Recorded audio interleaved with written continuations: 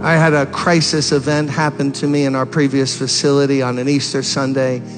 When I preached for the third time that day, was bone tired. Bone tired. Poured out myself. The singers, choir had done a cantata, and people had come to Christ. And I prayed, and I got through with the meeting. The other building had a platform with no steps.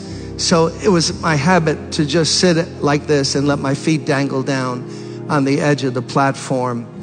And I was like, right, it was just about this same angle with the middle aisle.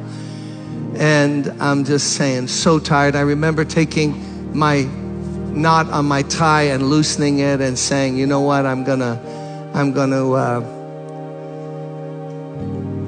just gonna chill. And Carol was playing just like Jamal's playing now, exactly. People praying, workers, deacons helping. And I was tired and I want to go home. Hadn't eaten all day. And then I look, and around the 1, 2, 3, 4, 5th row, there's a guy in the aisle around level with the 5th row. He had a cap, filthy cap, but he had it in his hand. And he was staring at me and looking at me. And I could tell by his eyes, like he wanted to know, could he come up here and talk to me? And I just looked at him a little closer. Man, the guy was disheveled, filthy looking, matted hair, a mess. He looked in his 50s. He actually was 31. And I just looked at him. And I thought, because Everton, Tulia, they remember back in that building, we had a lot of people panhandling in the church. They would come in and ask for money, and we had procedures of what to do when people ask for money. So we don't want to build their habit and hand them money. They'll just go out and drink it. And I thought to myself, what a bummer, because I'm going to have to give money.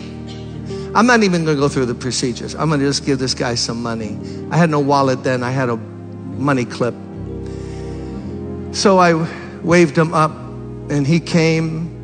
So I'm here. He got to about 5, 6 feet away from me. Whoa, whoa, whoa, whoa, whoa, whoa, whoa. Smell? No, a smell? You think you've smelled something? I'll match that smell with anything you've ever smelled in your life. A mixture of feces, urine, sweat, street, and alcohol. Stir gently and let it cook for a while, and that's what I smell. Nasty. I looked away to inhale, and I started questioning, what's your name, David? Okay, I'm a minister. Let me go through at least the procedures here. So, man, you look bad. I didn't know he was laying in his own urine right outside the side door on Park Place in that building. And he heard the music, and it drew him in. He was just sprawled laying out there. So he's there. Oh, Lord. Where'd you sleep last night? Deserted truck. How come you're not in a shelter? Too dangerous. Almost got killed the last one I was in. Okay.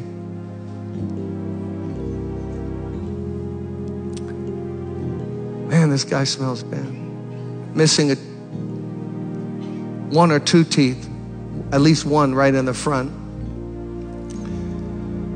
Let me give him $5, something. Not the way I wanted to end the day, but, you know, what can you do? Took out the money. I remember handing it. He pushed it down. He said, I don't want your money. I want this Jesus you were talking about.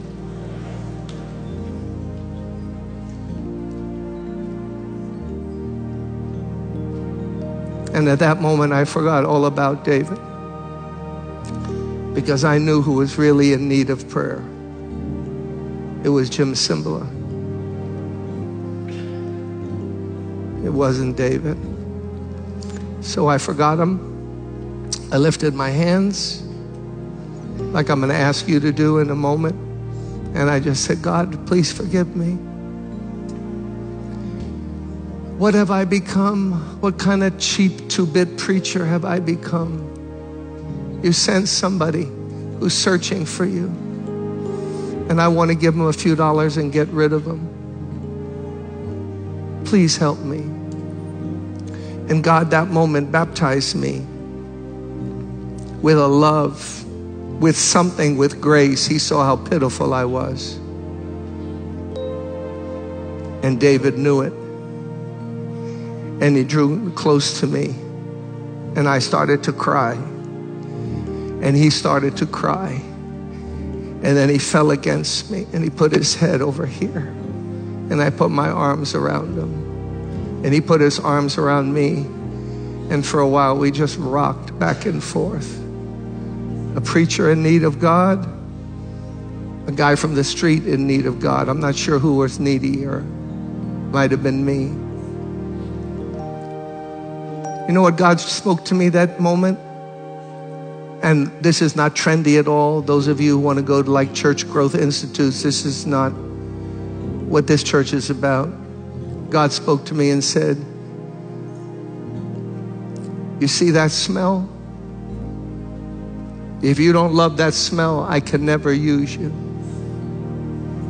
Because the whole world smells that way to me. All the stinking, filthy sin of mankind. I sent my son to die for that smell. So you're either going to embrace it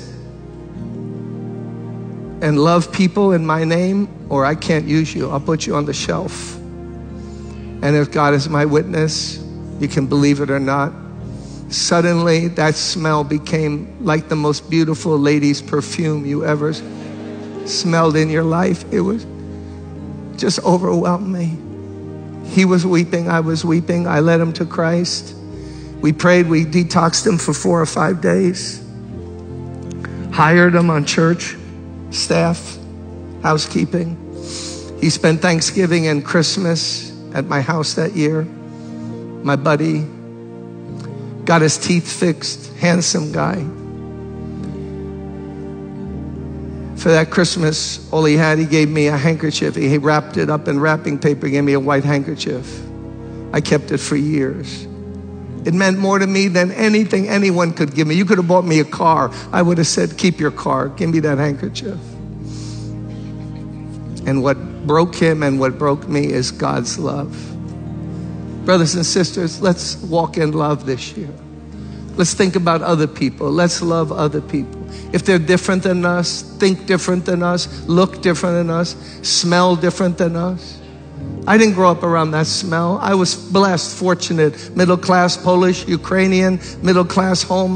That wasn't my world. But it's God's world. And he wants to use all of us.